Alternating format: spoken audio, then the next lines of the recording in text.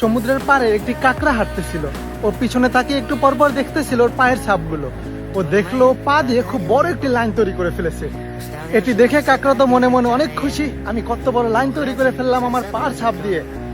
তখন ও ছাপ বানাতে থাকলো আর হাঁটতে থাকলো। কিছুক্ষণ পরে সমুদ্র থেকে বড় একটি ঢেউ এসে ওর পায়ের সকল নিশান মিটিয়ে দিল। কাঁকড়াটি সমুদ্রের উপর খুবই রেগে গেল। ও সমুদ্রকে বলল, আমি তোমাকে এত ভালোবাসি, সবসময় তোমার সাথে থাকি, আর আমার একটু ভালো লাগা তুমি সহ্য করতে পারলে না? আমি এত সুন্দর একটি লাইন বানিয়েছি, সেটি তুমি নষ্ট করে দিলে। তখন সমুদ্র বলল, আমি তোর উপকারের জন্য এই কাজটি করেছি।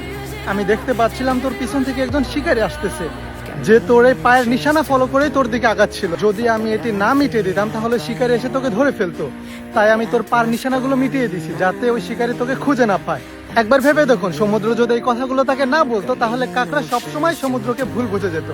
আমাদের বাস্তবিক লাইফে অনেক সময় এরকম হয়ে থাকে, আমাদের অনেক সম্পর্ক ভেঙে যায় শুধুমাত্র ভুল বোঝার কারণে। কেউ যখন আমাদের কাজে কোনো বাধা সৃষ্টি করে আমরা মনে করি সে আমাদের বিপদ চাচ্ছে। কেউ যখন আমাদের কোনো কাজ থেকে বিরত করে আমরা মনে করি সে আমাকে লজ্জায় ফেলতে চাচ্ছে, এবং আমরা তার সাথে সম্পর্ক বিচ্ছিন্ন করে ফেলি। কিন্তু আমরা এটি সত্য ঘটনাই জানি না যে কি জন্য এটি হচ্ছে, সে কেন এটি করতেছে। শুধুমাত্র একটি কারণে আমাদের অনেকের সম্পর্ক নষ্ট হয়ে যায়। একটা কথা মনে রাখবেন, আমরা যেটা ভাবি সেটা খুব সহজেই ঘটে না, আর যেটা ঘটে সেটা খুব সহজেই ভাবা যায় না।